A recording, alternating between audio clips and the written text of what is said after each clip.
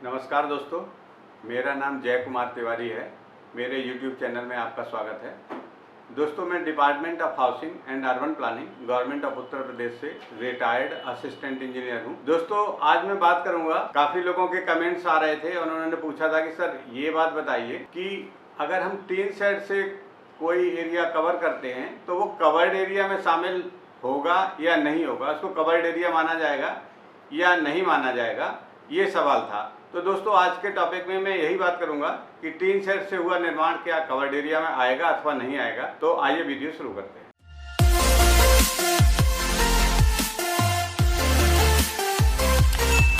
दोस्तों, ये बड़ा सेंसिटिव और कंफ्यूजिंग सवाल है लोगों का कि अगर हम कोई निर्माण ऐसा करते हैं जिसमें छत के स्थान पर टीन शेड डाल लेते हैं या कोई संरचना, स्ट्रक्चर जिसको कहते हैं, कोई स्ट्रक्चर ऐसा बनाते हैं, कोई संरचना ऐसी बनाते हैं जिस पर हम ऊपर से कवरेज टीन शेड से कर लेते हैं स्लैब की जगह, तो क्या वो कवर्ड एरिया में शामिल होगा या नहीं होगा, ये लोग जानना चाहते हैं। तो दोस्तों, आइए इसकी विवेचना करते हैं अपने नियमों के अनुसार। बिल्डिंग बायलॉज में क्या दिया है, क्या प्रावधान है कवर्ड एरिया के संबंध में या ओपन एरिया के संबंध में, उस पर बात करते हैं। दोस्तों, बिल्डिंग बायलॉज में जो परिभाषाएं हैं, उनकी कवर्ड एरिया की जो परिभाषा है उसमें ये लिखा हुआ है कि कवर्ड एरिया का तात्पर्य कुर्सी तल के ऊपर आच्छादित तल से है जिसके ऊपर भवन का निर्माण किया गया हो। तो दोस्तों, इस परिभाषा से स्पष्ट है कि प्लिंथ लेवल पर जो आपने प्लिंथ लेवल रखा है उसके ऊपर जो भी निर्माण किया जाएगा, जिस पर भवन निर्मित हुआ है, वो सारा कवर्ड एरिया में शामिल किया जाएगा। वो आच्छादित क्षेत्रफल की परिभाषा में आता है। इस परिभाषा में कहीं ऐसा नहीं लिखा है कि आप स्लैब डालोगे कुर्सी तल के ऊपर, जो भी कमरे का निर्माण किया है, अन्य कोई स्थान पर निर्माण किया है, कुर्सी तल के ऊपर की बात हो रही है, तो स्लैब डालोगे तभी वो कवर्ड एरिया में आएगा या टीन शेड डालोगे तब नहीं आएगा, ऐसा इसमें कोई उल्लेख नहीं है। हालांकि आगे बिल्डिंग बायलॉज में कई स्थानों पर यह उल्लेख है कि कोई भी निर्माण या संरचना जो भूमि के नीचे, भूमि के ऊपर या भूमि पर निर्माण किया गया है या संरचना को स्थापित की गई है, जिसमें कि इंजीनियरिंग, खनन या अन्य कोई स्ट्रक्चर निर्माण से संबंधित किया गया है, तो वो सभी विकास और निर्माण की परिभाषा के अंतर्गत आते हैं। अर्थात अगर आप कुर्सी तल के ऊपर कोई भी निर्माण, चाहे वो दीवालों का निर्माण हो और उसके ऊपर टीन शेड रख लिया गया हो, या उसके ऊपर स्लैब लगा ली गई हो, या फिर दीवालों की जगह पर आपने कोई लोहे के पाइप लगा के, एंगल लगा के उसके ऊपर आपने टीन शेड का कोई निर्माण कर लिया है, तो वो भी कवर्ड एरिया में ही शामिल होगा। क्योंकि इस परिभाषा में ऐसा कोई उल्लेख नहीं है जिसमें ये लिखा हो कि जो संरचना है या जो निर्माण है कुर्सी तल के ऊपर वो किस स्वरूप में होना चाहिए। इसमें स्पष्ट लिखा हुआ है कि कुर्सी तल के ऊपर आच्छादित समस्त क्षेत्रफल जो निर्मित किया गया है वो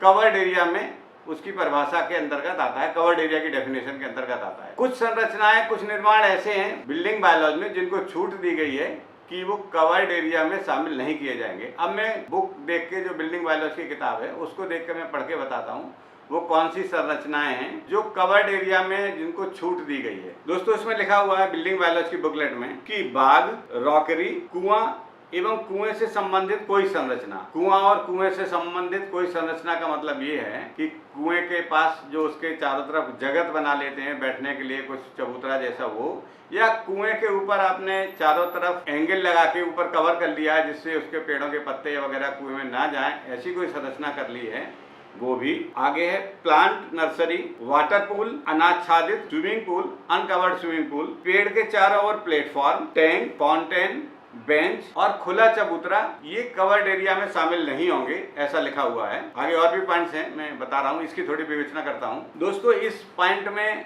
जो संरचनाएं दी गई हैं ये कवर्ड एरिया में शामिल नहीं होंगी, ऐसा लिखा है। कवर्ड एरिया की परिभाषा में ये नहीं आती हैं, ये मुक्त है कवर्ड एरिया से। लेकिन मैं ये बताना चाहूँगा जो इस बिल्डिंग बायलॉज में नहीं लिखा है, इसका मतलब ये है जैसे कि इन संरचनाओं का निर्माण भी आपको जहाँ विभिन्न विभागों से अनापत्ति लेनी है या कोई उसके लिए अप्लाई करना है किसी तरह की एनओसी के लिए, तो वो करना आपकी जिम्मेदारी है और वहाँ से एनओसी प्राप्त करने के बाद ही ये कर सकते हैं, या किस सीमा तक, कितने क्षेत्रफल तक ये निर्माण किया जा सकता है, उस अनापत्ति में इस सीमा का उल्लेख होगा, उस सीमा तक ही ये निर्माण अनुबंध है। जैसे उदाहरण के लिए बताएं कि इसमें लिखा हुआ है कि वाटर पूल और अनकवर्ड स्विमिंग पूल, मतलब वाटर बॉडी कोई भी या जिस पे कोई कवरेज ऊपर नहीं की गई है, ऐसा जो स्विमिंग पूल बनाया है, ओपन में बनाया है, तो वो आप बना सकते हो। कवर्ड एरिया में नहीं लिया जाएगा, लेकिन बनाने से पहले वाटर बॉडी के लिए या स्विमिंग पूल के लिए संबंधित जिले के जिलाधिकारी से अनापत्ति लेनी पड़ती है। तो वो अनापत्ति लेने के बाद ही आप बना सकते हो, भले ही वो कवर्ड एरिया में नहीं लिया जाएगा, ये आपको छूट है, कवर्ड एरिया के परिभाषा में शामिल नहीं है। लेकिन संबंधित निर्माण के लिए अगर कहीं से एनओसी लेनी है या खनन की कोई बात आती है तो खनन विभाग से उसकी अनापत्ति ली जानी है। तो ये समस्त जिम्मेदारी आपकी है और इसके करने के बाद ही जब ये निर्माण किए जाएंगे और उनका कवर्ड एरिया से फिर कोई मतलब नहीं रहेगा, कवर्ड एरिया की परिभाषा में वो शामिल नहीं किए जाएंगे। आगे और हैं, बताते हैं। इसमें लिखा हुआ है कि ड्रेनेज, कलवर्ट, कैच पिट, गली पिट, चेंबर, गटर आदि ये सब भी कवर्ड एरिया की परिभाषा में नहीं आते हैं। आगे है बाउंड्री वॉल, एंट्रेंस गेट, मंजिल रहित पोर्च एवं पोर्ट को, ऐसा पोर्च एवं पोर्ट को जिसके ऊपर कोई और एक्स्ट्रा निर्माण नहीं किया गया ऊपरी तल पर, कैनोपी, स्लाइड, झूला, अनकवर्ड स्टेयरकेस, अनकवर्ड रैंप, ये सब भी कवर्ड एरिया से इनको छूट मिली हुई है। लेकिन यहाँ पर भी ये बताना आवश्यक है कि इन संरचनाओं के निर्माण के लिए भी जो मानक तय है, उन मानकों को आपको पूरा करना आवश्यक है। उन मानकों को आप ओवरटेक नहीं कर सकते, उस सीमा तक ही निर्माण कर सकते हैं जिस सीमा तक मानकों में उल्लेख है, और तभी वो कवर्ड एरिया में शामिल नहीं होगी। अगर आपने सीमा से अधिक निर्माण कर लिया है तब फिर वो अनधिकृत निर्माण की श्रेणी में चली जाएंगी। जैसे कि इस केस में बाउंड्री वाल की बात हो रही है कि बाउंड्री वाल आपकी कवर्ड एरिया में शामिल नहीं होगी, लेकिन बिल्डिंग बायोलॉजी में बाउंड्री वाल बनाने के लिए जो ऊंचाई निर्धारित है, इसके संबंध में मैंने एक वीडियो भी बनाया था, आप देख सकते हैं, मैं उसका आई बटन में दे रहा हूं उसका लिंक। तो बाउंड्री वाल कितनी ऊंचाई तक बनाई जा सकती है, साइड में कितनी ऊंचाई तक, फ्रंट में कितनी ऊंचाई तक बनाई जा सकती है, इसका उसमें उल्लेख किया गया है। तो उस सीमा का पालन आपको हर संरचना के लिए करना है, ये आपकी जिम्मेदारी है।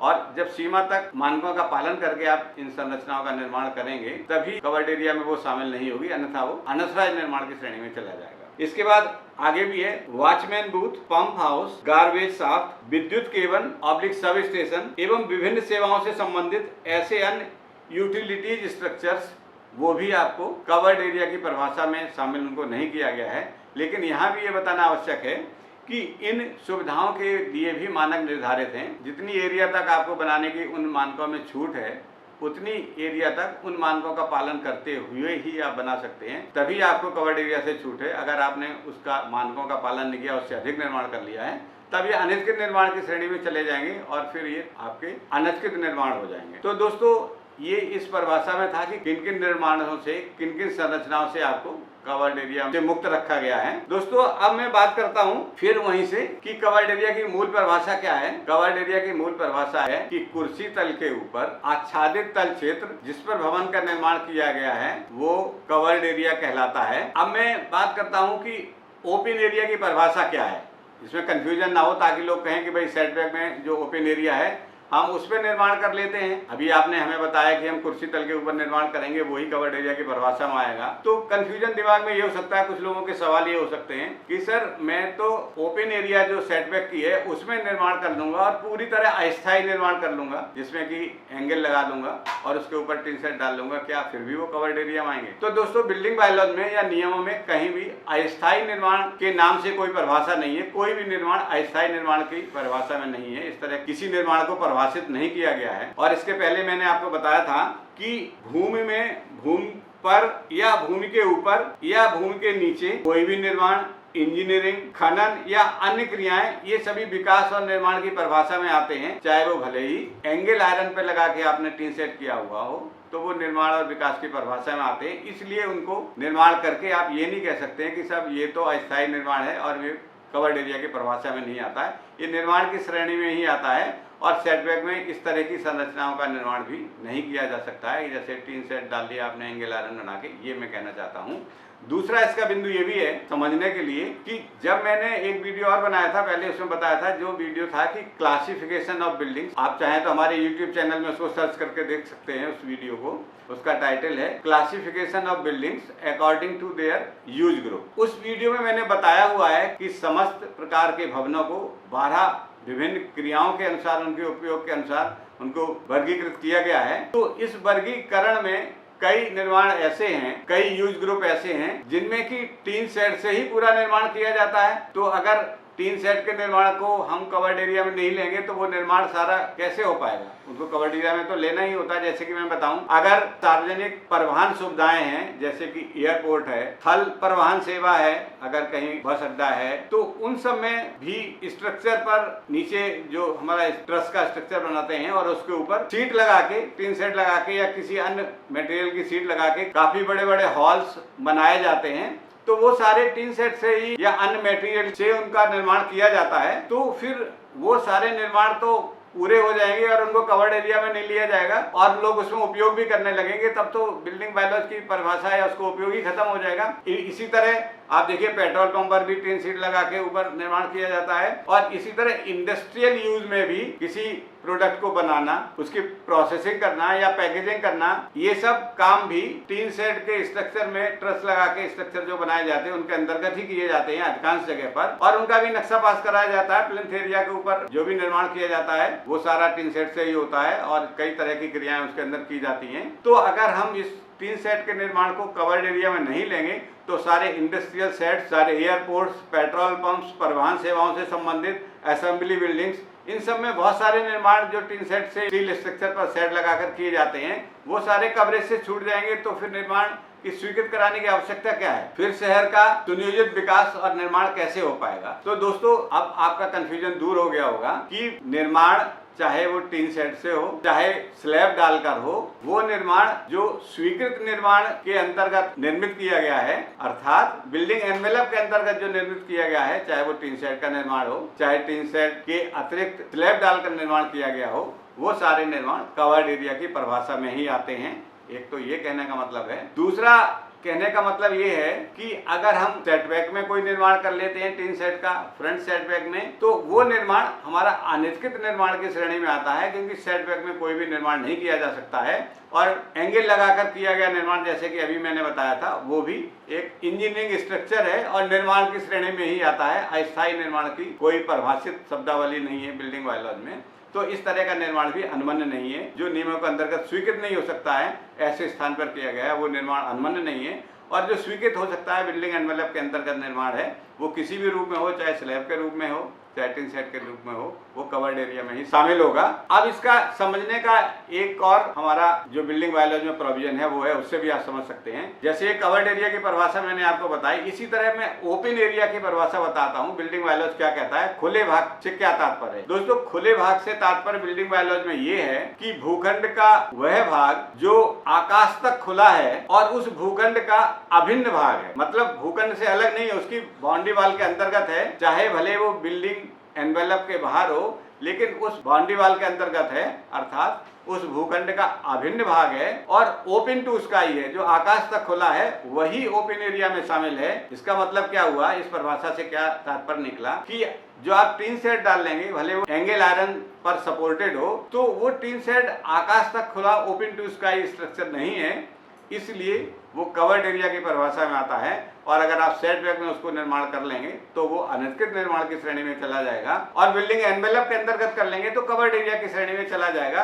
अब मेरा अनुमान है कि आपका जो सवाल था कि टीन सेट का निर्माण हमारा कवर्ड एरिया में शामिल होगा या नहीं, ये सवाल आपका सॉल्व हो गया होगा। अब मैं एक बात आपको और बताना चाहता हूँ कि ये परिभाषाएं हमारी स्वीकृत योग्य भूखंडों के लिए हैं। इसी तरह ये परिभाषाएं जब हम लागू करेंगे अनिष्कृत कॉलोनियों पर, अनिष्कृत उपविभाजन पर, वहां भी इस तरह लागू होंगी कि जब हम अनिष्कृत कॉलोनियों में या अनिष्कृत रूप से उपविभाजित भूखंडों पर बाउंड्री वाल बनाने की अनुमति भी नहीं बिल्डिंग बायलॉज के अंतर्गत प्राप्त है, वो अनिष्कृत उपविभाजन माना जाएगा।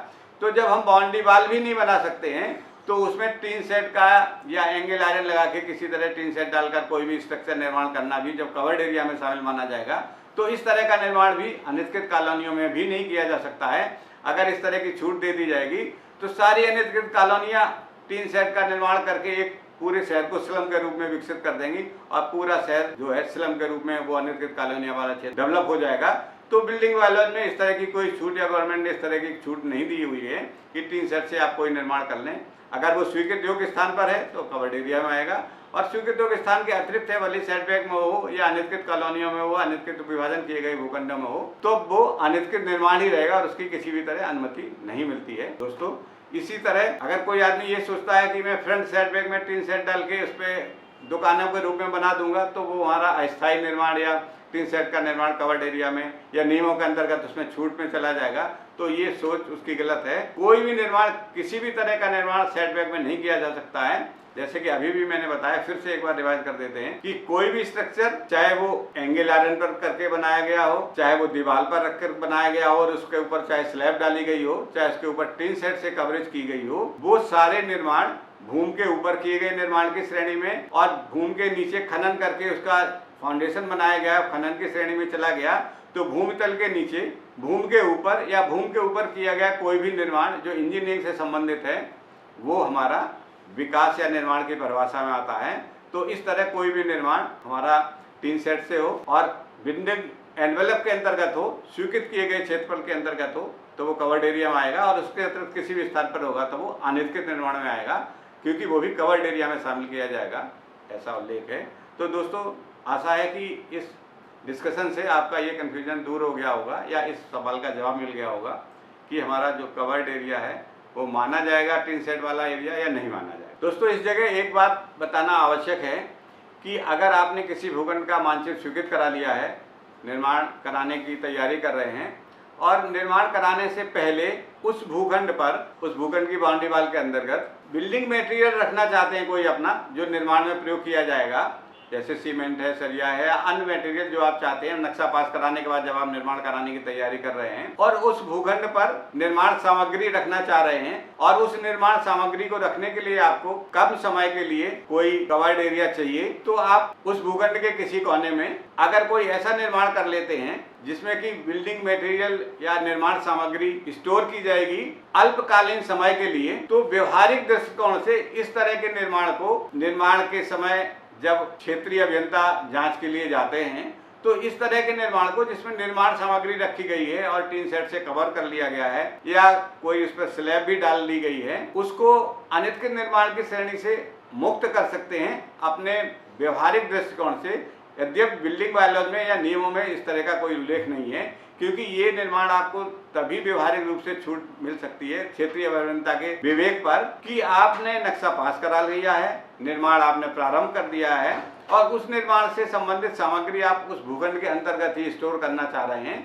तो अगर आपने कोई स्वीकृत मानचित्र के अतिरिक्त भी कोई आंशिक निर्माण अल्पकालीन समय के लिए कर लिया है, तो व्यवहारिक रूप से क्षेत्रीय अभियंता जांच के दौरान आपको उससे अनिर्दिष्ट निर्माण की श्रेणी से व्यवहारिक रूप से मुक्त कर सकते हैं। यद्यपि नियमों में ऐसा कोई उल्लेख नहीं है कि इस तरह के निर्माण को भी आपके अनिर्दिष्ट निर्माण से मुक्त रखा जाए, लेकिन सामान्यतः व्यवहारिक रूप से इस तरह के निर्माण की आपको व्यवहारिक छूट मिल जाती है। इसको नियमों की परिभाषा में नहीं डाला जा सकता है। दोस्तों, ये वीडियो यही समाप्त होता है। अगले वीडियो में किसी महत्वपूर्ण सूचना के साथ आपके सामने फिर उपस्थित होंगे। नमस्कार।